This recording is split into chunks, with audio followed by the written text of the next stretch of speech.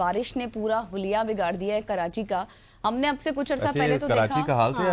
या सज्जाद अली की वो तो ज़ाहिर है वो तो इस पे फिट हो गया ना हाँ। वो तो फिट हो गया, लेकिन हमने देखा अभी पीछे नॉर्दर्न एरियाज में जिस तरह से बारिश हुई, फिर पत्थर आए और कहा गया जी के पहाड़ है, लोग शहीद हुए, लोग डिस्प्लेस्ड हुए, लोगों की लाखों करोड़ों की जायदादें चली गई, माल मवेशी चले गए। लेकिन कराची की अगर जब हम बात करते हैं तो Karachi is the financial hub of Pakistan. और अब आप यहाँ पर सूरत हाल देखें कि जब हमने नॉर्दर्न एरियाज की बात की तो कहा गया जी कि यहाँ पर बहुत से पहाड़ हैं, इस वजह से बहुत से अनप्रेसिडेंटेड क्लाउड बर्स्ट हुए। लेकिन कराची तो इस तरह से नहीं था, हर साल बारिश होती है, लेकिन क्या कोई निकासी का सिस्टम है? अगर मैं हुकूमतों की बात करूं तो यहाँ पर हर दौर में हर बंदे की हुकूमत रही है, चाहे वो पीपल्स पार्टी है, चाहे वो जमात इस्लामी है, चाहे वो MQM है। अभी 15 साल से पीपल्स पार्टी वहाँ पर मौजूद है, लेकिन कराची का ये हाल है और सब ने दबा कर वहाँ पर पावर का इस्तेमाल भी किया है। लेकिन सूरत हाल आपके सामने है, मजीद इसके ऊपर एक्सप्लेनेशन तो बिल्कुल ऐसे मजीद एक्सप्लेनेशन मेरे ख्याल है बिलावल भुट्टो सर दे दी थी कि जब ज़्यादा बारिश होती है तो ज़्यादा पानी आता है, और इस पर अब बात करेंगे हम। हमारे साथ तहसीन आबदी साहिबा मौजूद हैं, स्पोक्स पर्सन हैं पाकिस्तान पीपल्स पार्टी की। तहसीन, थैंक यू सो मच हो जाने का। सबसे पहले तो ये बताइएगा कि कराची में बारिश के बाद जो हालात पैदा हुए, लोग सड़कों पर डूबते रहे, गाड़ियां खराब हुई और 6 अमवात भी हो चुकी हैं। पूरे मुल्क में इस तरह के हालात थे, कराची को या फिर वहाँ की इंतज़ामिया को प्रिकॉशनरी मेजरमेंट्स नहीं लेने चाहिए थे? हिडन चैलेंजेस बहुत हैं, लेकिन अगर आप फैक्ट देखें कि जिस तरह हमारे तमाम, चाहे वो बल्दियाती नुमाइंदे हों, चाहे वो बल्दियात के मिनिस्टर हों या मेयर कराची हों, उन तमाम लोगों को आपने देखा होगा कि वो तमाम लोग रोड्स पे जो हैं वो मौजूद थे। तमाम जो कंसर्न डिपार्टमेंट्स हैं उनकी मशीनरीज वहाँ पे मौजूद थी। तमाम 1112 जो रेस्क्यू है वो हाई अलर्ट था कि कहीं पे भी अगर इस तरह की कोई चीज रिपोर्ट होती है कि कहीं अल्लाह न करे खुदा न खास्ता कोई हादसा होता है तो फौरन जो है वो वहाँ पे उसकी जो है मदद पहुंच सके। लेकिन अगेन जब जाहिर सी बात है, मैं ये कहूँगी कि कराची जब बना था तो ये 80 लाख लोगों के लिए इसका इंफ्रास्ट्रक्चर बना था। आज आबादी 4 करोड़ के करीब है, तो यकीनन चैलेंजेस बहुत हैं। लेकिन ये कहना कि जी गवर्नमेंट का फेलियर है, मुझे लगता है ये ठीक नहीं होगा। जी लेकिन मैंने जो इस तरह से इब्तिदा में बात की, अब मैंने ये भी कहा कि हर साल बारिश होती है और हमने देखा है कि हर साल ही सूरत हाल ऐसे होती है। ये मसला तो हर साल का है, बारिश के साथ सामने आता है। तो आखिर सिंध हुकूमत ने पिछले बरसों में इसके मुस्तकिल हल के लिए इकदाम क्यों नहीं किए? बहुत बड़ा सवाल है। देखिए, इस तरह के हालात का अगर आप कहीं पे भी दुनिया के बहुत तरक्की याफ्ता मुल्कों में भी चले जाएं मैं तो कोई भी मुस्तकिल हल नहीं होता। आप ड्रेनेज सिस्टम जो होता है इसमें क्या और क्या प्रिकॉशंस ली जा सकती है कि जी आप कचरा उठा हुआ हो, आपकी ड्रेनेज सिस्टम जो है वो क्लियर्ड हो, आपकी ये चीजें तमाम सिंध गवर्नमेंट जब भी प्रेडिक्शंस होती हैं, जब भी मानसून अलर्ट आता है तो इन तमाम चीजों पे काम होता है। लेकिन अनफॉर्चुनेटली हमारे साथ कुछ ऐसे चैलेंजेस में हैं कि कुछ ऐसे ऐसे लोग हैं, कुछ ऐसी पार्टीज हैं जिनके कारकुनान हैं वो गवर्नमेंट को फेलियर दिखाने के लिए, आपको पता होगा कराची में ये चीज बहुत ज्यादा मशहूर है कि जी जो ट्रेन्स होती हैं, जो बड़े नाले हैं, स्पेशली अगर आपको भी पता होगा कराची में 550 से ज्यादा जो है वो नाले हैं। तो जो नाले आपके जो पानी है उसको बाहर लेके जाते हैं, वो उसमें पोनियां डाल दी जाती हैं, पत्थर डाल दिए जाते हैं। तो हमें एक चैलेंज थोड़ी एक आफत तो चले कुदरत की तरफ से आ रही है चीजें, लेकिन जो यहाँ के लोग इस तरह की चीजें करते हैं तो उससे और बिगाड़ पैदा होता है कि हमने पहले से ही हमने तमाम लोगों को जो है जो भी बल्दियाती नुमाइंदे अच्छा ठीक है तहसीन, गॉट योर पॉइंट, लेकिन मुझे सिर्फ ये बताइएगा कि सॉरी टू कट यू, नालों की सफाई के लिए, ड्रेनेज सिस्टम के लिए, उनकी अपग्रेडेशन के लिए बहुत दफ़ा हमने सुना है, देखा है, बजट रखा गया, लेकिन अनफॉर्चुनेटली वो बजट लगता कहाँ पे है उसका हमें अंदाज़ा नहीं है, इसका नतीजा नज़र नहीं आता। इसकी क्या वजह है? ये तो आपके हाथ में है ना? देखिए, वो तमाम बजट इस्तेमाल हो रहे हैं। मैंने वही बताया आपको कि 550 से ज्यादा जो है वो यहाँ पे नाले मौजूद हैं। अगर आप पूरी कराची में देखिए, चंद नाले बहुत बड़े जैसे महमूदाबाद नाला है, गुजर नाला है, इस तरह 3-4 नाले जो बहुत बड़े हैं। तमाम चीजों के लिए हमने जो है वो लेबर भी लगाया था, तमाम सफाइयां भी हो गई थी, 70-80% काम कंप्लीट हो चुका था। लेकिन अगेन कि अभी अभी 1-2 दिन पहले आपने भी वीडियोस देखी होंगी, बड़ी वायरल हुई है कि जो है वो उन जो नाले हैं उसके अंदर जो है बोरियां निकाली जा रही हैं। तो अगर इस तरह के अपने ही लोग किसी एक गवर्नमेंट को फेल करने के लिए अपने ही लोगों को तकलीफ दे रहे हैं, तो मुझे लगता है उनका कोई राइट नहीं बनता है कि वो उस गवर्नमेंट पे जो है वो तनकीद करें, क्योंकि ये उनकी ही कार्रवाइयां हैं, ये उनकी कार्रवाइयां अब से नहीं है, ये बहुत पहले से हैं। क्योंकि गवर्नमेंट आप देखें कि 35 ईयर से जो पार्टी सबसे ज्यादा शोर मचा रही है, 35 ईयर से जो लोकल गवर्नमेंट वो ऑन एंड ऑफ उन्हीं के पास रही है। और जब उनकी गवर्नमेंट होती थी तब भी हालात क्या थे कि फंड्स जो थे वो कहीं इस्तेमाल नहीं होते थे, उनके अपने बैंक अकाउंट्स में जाते थे।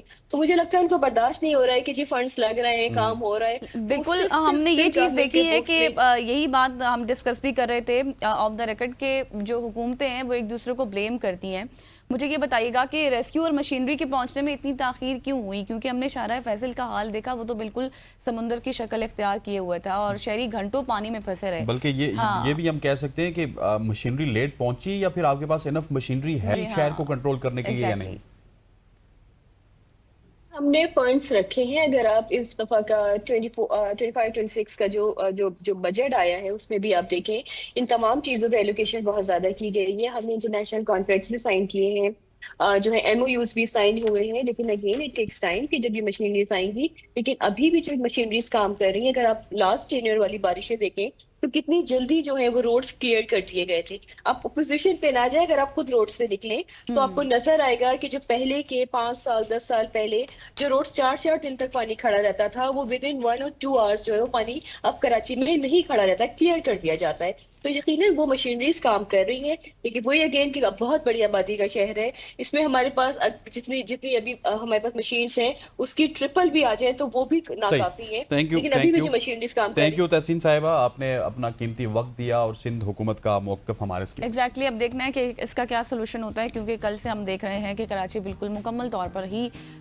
डूबा हुआ है और लोग फंसे हुए भी हैं। और साथ ही हम आपको लिए चलते हैं कि अब हम बात करेंगे कि ये जो इलीगल कंस्ट्रक्शंस बनाई जाती हैं और फिर इसके साथ साथ आपको पता है कि सिटीज़ में, अर्बन एरियाज़ की अगर मैं बात करूँ तो वहाँ पर अब ये चीज़ काफ़ी ग्रो हो रही है। क्यों हो रही है, इसके पीछे क्या वजूहत है, CDA इस हवाले से क्या कुछ कर रहा है, क्या कुछ उन्होंने इंतजामात किए हैं या फिर क्या स्टेप्स लिए, इस पर बात करेंगे। बिल्कुल ऐसे ही इसी पे बात करने के लिए डॉक्टर अनम खालिद साहिबा हमारे साथ मौजूद है। डॉक्टर साहब, thank you so much for joining us. Doctor साहिबा CDA की इन्फोर्समेंट की तमाम तर चीज़ों को देखती हैं और उनकी DG भी हैं और आज हमारे साथ मौजूद हैं। डॉक्टर साहिबा, thank you so much for joining us. इस दफ़ा आपको बुलाने का मकसद ये था कि काफ़ी अरसे बाद हमें नज़र आया है कि CDA हमें एक्टिव नज़र आ रहा है। पूरे इस्लामाबाद की बात की जाए, जहाँ जहाँ पे भी इंक्रोचमेंट थी उनको हटाया जा रहा है और CDA अपना जो एरिया है जिसको इंक्रोच किया उसको खाली करवा रहा है। इस दफ़ा इसकी इम्प्लीमेंटेशन का क्रेडिट किसको जाता है? चेयरमैन CDA को, अच्छा। No doubt about that. ये एक टीम एफर्ट है और जो इसका पर्पस है वो ये है कि हम इसको एक स्मार्ट तरीके से करें। सैटेलाइट इमेजरी को हम यूज़ करते हैं इंस्टेड ऑफ रिलाइंग ऑन जो एक वर्ड ऑफ माउथ होता है, और एक सिस्टमेटिक तरीके से हमने हाईलाइट किए हुए एरियाज़ कहाँ कहाँ इंक्रोचमेंट मौजूद है। अभी भी इस्लामाबाद में इंक्रोचमेंट मौजूद है, तो हम उसको एक उस प्लान तरीके से कि एक पहले पूरी अगर रोड स्टार्ट किया तो उसको कंप्लीट करना है, उसके बाद फिर हम नेक्स्ट पे मूव ऑन करते हैं।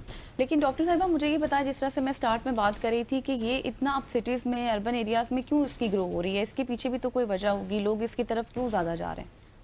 इंक्रोचमेंट तो देखें ऐसा है कि जब इन्फोर्समेंट थोड़ी वीक हो जाती है तो people have a tendency to occupy space beyond their designated space. वो अगर बिजनेसमैन को आगे ग्रीन बेल्ट नज़र आती है तो उसकी कोशिश होती है कि उसमें वो फैला ले।